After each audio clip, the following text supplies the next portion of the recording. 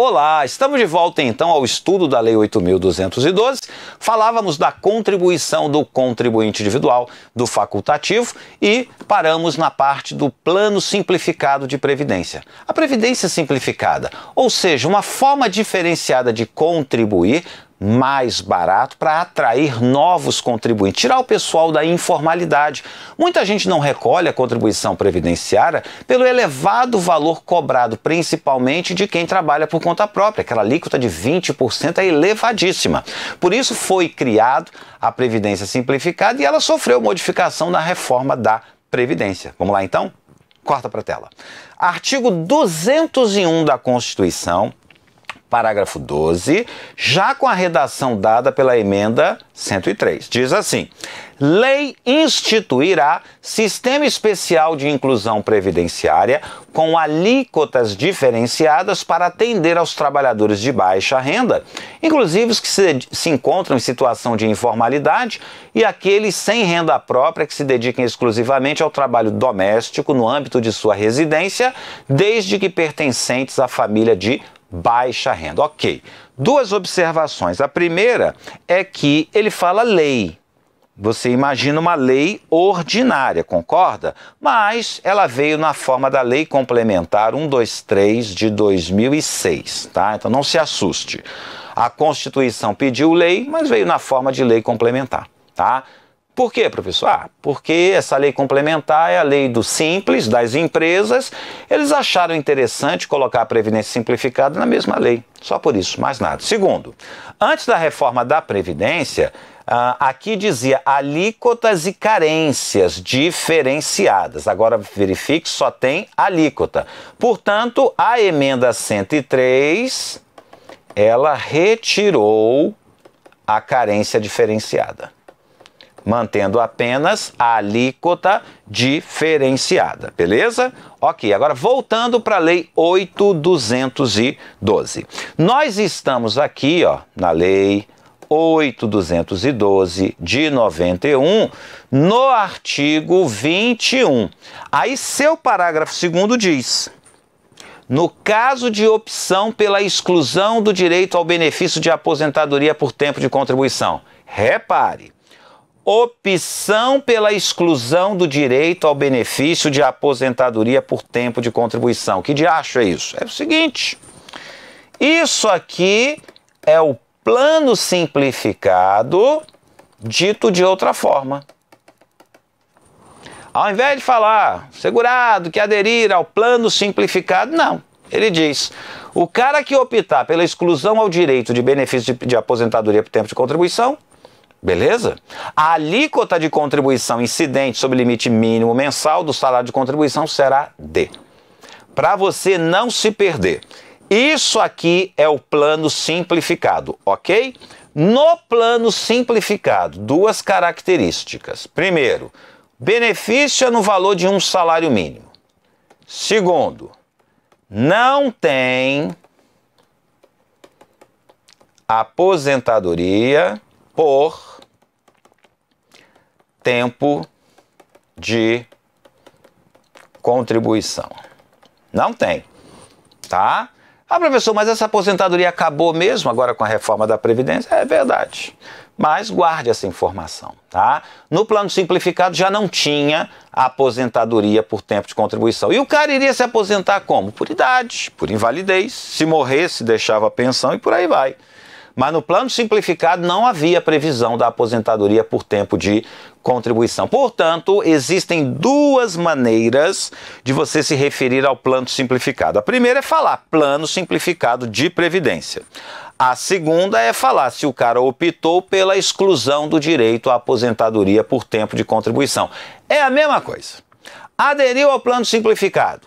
A contribuição passa a ser de 11% sobre um salário mínimo. Para quem? Ué, ele diz 11% no caso do segurado contribuinte individual que trabalhe por conta própria. Não pode trabalhar para a empresa, tá? Beleza? Ok, só ele.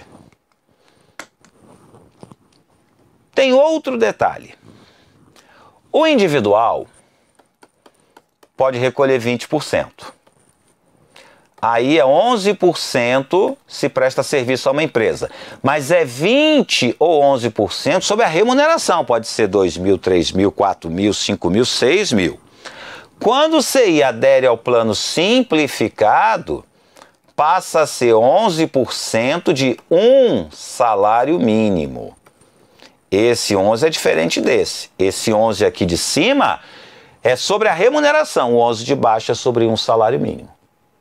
Tá? E agora, outra hipótese. Pode ser de 5% sobre um salário mínimo se ele se transformar em microempreendedor individual. Repare o inciso 2. 5% no caso de microempreendedor individual, de que trata o artigo 18A da Lei Complementar 123. Lembra que eu falei que não precisava ser lei complementar? É essa daí.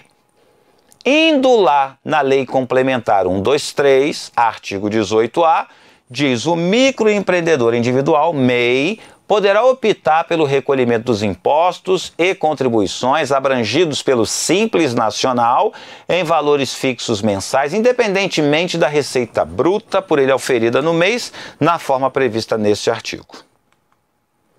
Aí o 18A impõe uma condição. Este MEI tem que ter faturamento anual de até R$ 81 mil.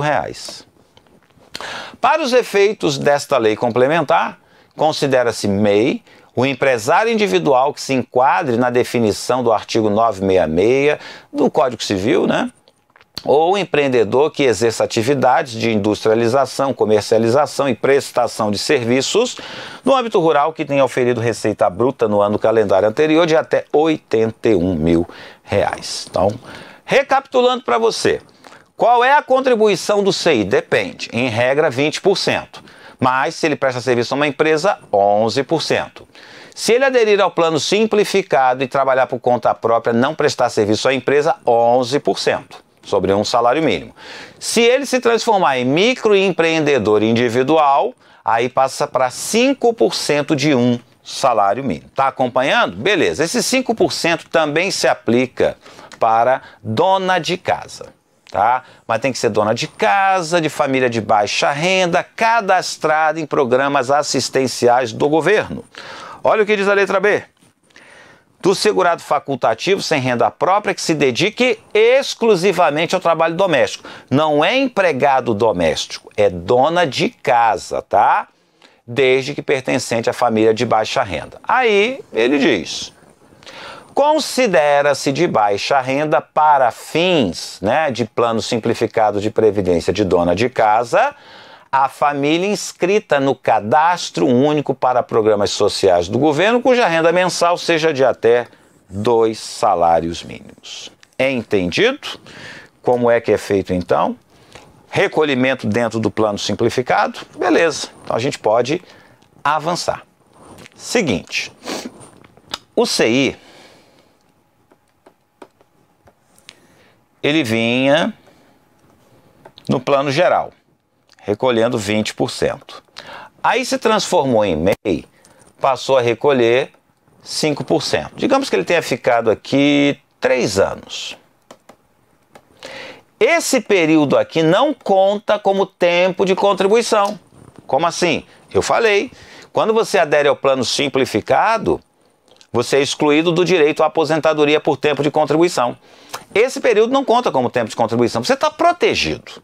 O que acontecer com você aí nesses 3 anos, tem direito a auxílio-doença, aposentadoria por invalidez, deixa a pensão por morte, mas esse período não conta. Inclusive, se você passar num concurso público, você não tem como averbar esses 3 anos, simplesmente porque não conta como tempo de contribuição. Mas, se você quiser recuperar esses 3 anos, o que você faz? Você pede para a Previdência calcular a diferença. Por quê? Você não recolheu 5% aqui? E o certo seria recolher quanto? 20%. Você vem e paga mais 15%. Só desse mês. O outro mês, mais 15%. Mais 15%. Paga a diferença e pronto. Recuperou. E se você tivesse naquele outro plano, que cobra 11%, Aí você teria que pagar mais 9% para cada competência. O segurado que tenha contribuído na forma do parágrafo 2º deste artigo e pretenda contar o tempo de contribuição correspondente para fins de obtenção da aposentadoria por tempo de contribuição ou da contagem recíproca do tempo de contribuição a que se refere o artigo 94 da 8.213, deverá complementar a contribuição mensal mediante recolhimento sobre o valor correspondente ao limite mínimo mensal do salário de contribuição em vigor na competência a ser complementada, da diferença entre o percentual pago pode ter sido 5% ou 11%, e o de 20%. Por isso que a diferença tanto pode ser de 15% para quem recolhia 5%, como de 9% para quem recolhia 11%. E tudo isso acrescido de juros moratórios. Beleza? Tá. Mas, professor, tem tempo para fazer isso? Resposta, não. A contribuição complementar, a que se refere o parágrafo 3º deste artigo, será exigida a qualquer tempo, sob pena de indeferimento do benefício. Então, a hora que ele quiser se arrepender, retornar ao regime geral, ele pode fazer. Só pagar a diferença. Beleza? Lembre-se, corta para mim. Plano Simplificado sofreu pelo menos uma alteração com a reforma da Previdência. Antes, o 201, parágrafo 12, previa redução de alíquota e carência. A reforma da Previdência manteve a redução de alíquota, mas retirou a carência. Aliás, fez até bem, porque a carência estava lá como figura decorativa. Nunca houve redução da carência. Então agora ficou mais claro. Não menciona a carência, melhor do que mencionar e não reduzir. Concorda? Show de bola! Vamos continuar, porque nós estamos ainda vendo a contribuição dos segurados, e não vimos de todos. Vimos de empregado, doméstico, avulso, contribuinte individual, facultativo. Quem é que está faltando? Você lembra? Corta para cá então. Segurado especial é o último. Só que a contribuição do segurado especial é igual à contribuição do produtor rural pessoa física. Qual a diferença, professor? Simples. Esse aqui é contribuinte individual. Qual a diferença? A diferença é que segurado especial não pode ter empregado, contribuinte individual pode. Às vezes o segurado especial está indo bem nos negócios, quer contratar lá uns 2 empregadinhos para ele, o que ele faz? Se transforma em CI.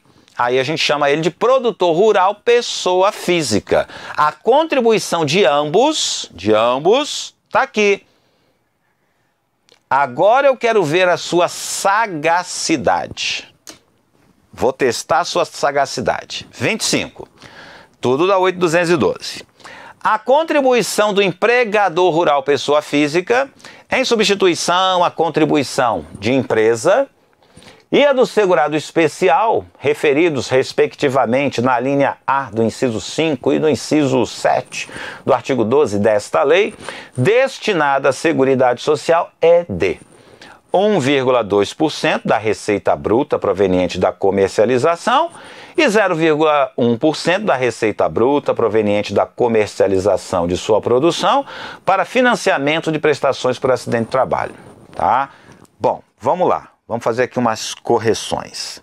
Redação dada pela lei. Execução suspensa pela resolução do Senado.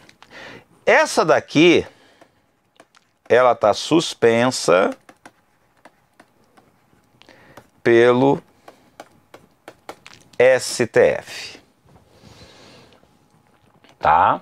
Essa contribuição, ela está suspensa pelo Supremo Tribunal Federal. Então, a suspensão feita pelo Senado está suspensa pelo STF, né? Engraçado que o Senado vai lá e suspende, aí passa um tempo, vem o Supremo e vai lá e suspende a suspensão do Senado. Mas é porque o Senado havia pisado na bola, né? O Senado havia feito aí uma coisa muito feia. Tinha interpretado erroneamente uma decisão do STF e entendeu que a decisão do STF permitia a suspensão desse 0,1%. Depois, né, a AGU foi lá no Supremo, explicou exatamente o que tinha acontecido e agora está tudo resolvido, beleza? Então, na verdade, tá? Tanto o segurado especial quanto o produtor rural pessoa física devem recolher 1,2 mais 0,1. E tem um detalhe. A contribuição do produtor rural pessoa física é na condição de empregador. Ele, como empregador, recolhe isso sob a receita da comercialização da produção. Agora, ele, como CI, recolhe 20%, a não ser que adira ao plano simplificado. Tranquilo? Já o segurado especial aqui recolhe como segurado. Entenderam? Por isso que eu apelei para a sagacidade de vocês. Que, na verdade, o produtor rural pessoa física, ele é um segurado da Previdência. Tá? E como tal, recolhe como individual. Mas ele também vai recolher aqui como empregador. Então, ele recolhe duas contribuições, o produtor rural pessoa física. Como empregador, 1,2 mais 0,1 e também como segurado, 20%. Beleza? Ok, então vamos continuar. Esse produtor rural pessoa física que recolhe 1,2 mais 0,1% da receita da comercialização da produção. Se ele quiser, ele pode recolher 20% sobre a folha, igual uma empresa recolhe. Olha o que diz o parágrafo 13.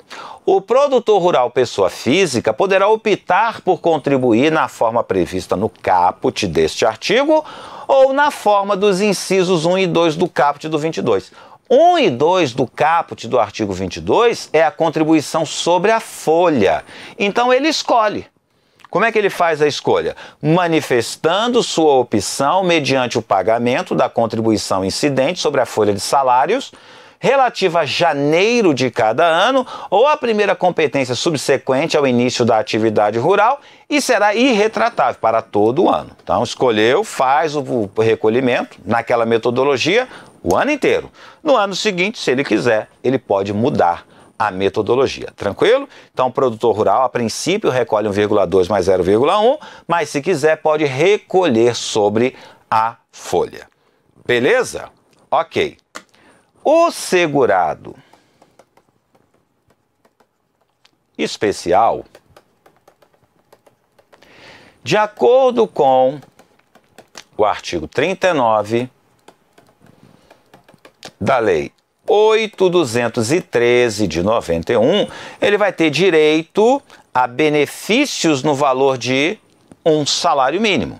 Aposentadoria por idade, pensão por morte, aposentadoria por invalidez, tem direito até auxílio acidente. No entanto, caso ele queira um benefício de valor superior ao salário mínimo, o que ele pode fazer? Ele pode fazer o seguinte, além de recolher 1,2 mais 0,1, ele pode recolher uma contribuição facultativa. O segurado especial de que trata este artigo, além da contribuição obrigatória de 1,2 mais 0,1, poderá contribuir facultativamente na forma do 21. O 21 é aquela contribuição do facultativo de 20%. Professor, por que ele faria essa loucura? Simples, ele não quer receber um salário mínimo. Ele quer contribuir normalmente para ter uma aposentadoria de 3 mil, 4 mil, 5 mil reais. Para tanto, o que ele deve fazer? Além de contribuir obrigatoriamente sobre a receita da comercialização da produção, ele também deve recolher facultativamente, como segurado facultativo. É isso. Se ele quiser. Paga duas contribuições? Sim. Vai pagar as duas contribuições, tá? Só que aí, na hora que ele for pedir um benefício, não vai ser de um salário mínimo, vai ser calculado de acordo com aquilo que efetivamente ele recolheu. Ok? Beleza. Bom, a contribuição do produtor rural, pessoa física, do segurado especial é de 1,2% mais 0,1% da receita da comercialização da produção, certo? Aí, o 25 diz, no parágrafo 3º, integram a produção para os efeitos deste artigo. Os produtos de origem animal ou vegetal, em estado natural submetidos a processos de beneficiamento ou industrialização rudimentar, assim compreendidos, entre outros, os processos de lavagem, limpeza, descaroçamento, pilagem é do pilão, descascamento, lenhamento, pasteurização, resfriamento, secagem, fermentação, embalagem, cristalização, fundição, carvoejamento, cozimento, destilação, moagem, torrefação, bem como os subprodutos e os resíduos obtidos através desses produtos, tá? Para ficar uma definição bem ampla sobre o que ele tem que recolher a contribuição. Então ele tirou o leitinho da vaca lá e tal, fez um queijinho, transformou, não tem problema. Vendeu o queijo, entra na produção. Além disso, integra a receita bruta de que trata este artigo, além dos valores decorrentes da comercialização da produção relativas aos produtos que nós acabamos de declinar, também inclui a receita proveniente da comercialização da produção obtida em razão de contrato de parceria ou meação de parte do imóvel. Então, se ele cedeu lá a título oneroso uma parte do imóvel, entra na produção. Comercialização de artesanato, entra na produção. Serviços prestados, equipamentos utilizados, produtos comercializados no imóvel rural, desde que em atividade turística e de entretenimento desenvolvidas no próprio imóvel, inclusive hospedagem, alimentação, recepção, recreação e atividades pedagógicas, bem como taxa de visitação e serviços especiais. Do valor de mercado da produção rural dada em pagamento ou que tiver sido trocada por outro, então se ele trocou produto por produto, tem produção, tem que recolher a contribuição.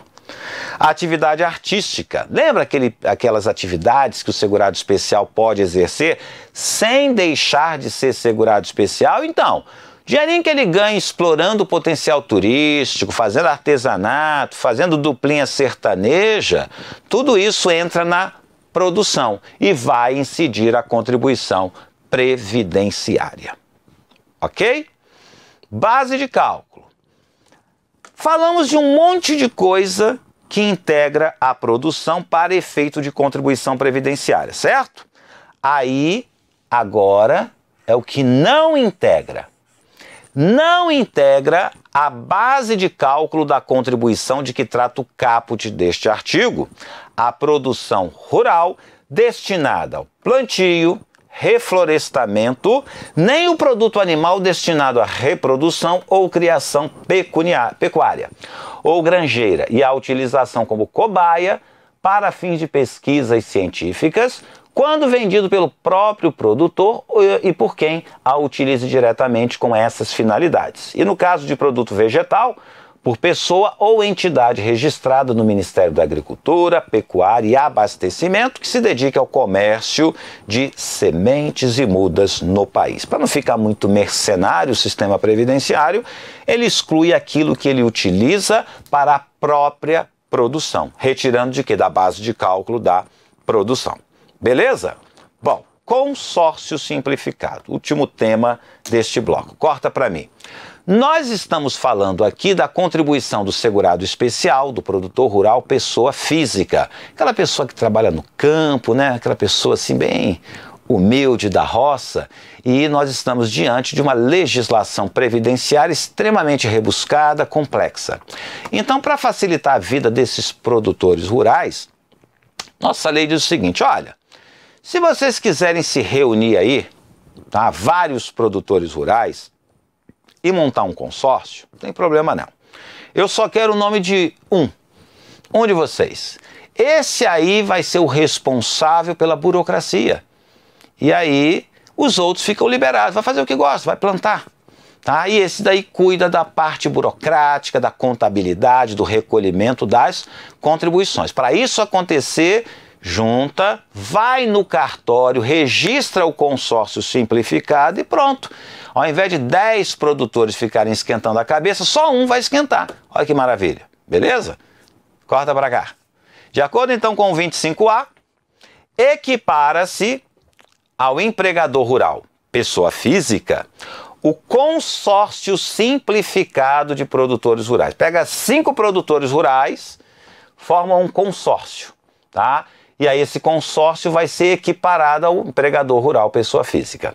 Formado pela união de produtores rurais, pessoas físicas, que outorgar a um deles poderes para contratar, gerir e demitir trabalhadores para a prestação de serviços exclusivamente aos seus integrantes, mediante documento registrado em cartório de títulos e documentos. Eles se reúnem, escolhe um cara para ser o responsável, registra em cartório. Beleza? Que mais? O documento de que trata o caput deverá conter a identificação de cada produtor, seu endereço pessoal e de sua propriedade rural, bem como o respectivo registro no INCRA, ou informações relativas à parceria, arrendamento ou equivalente, e a matrícula no INSS de cada um dos produtores rurais.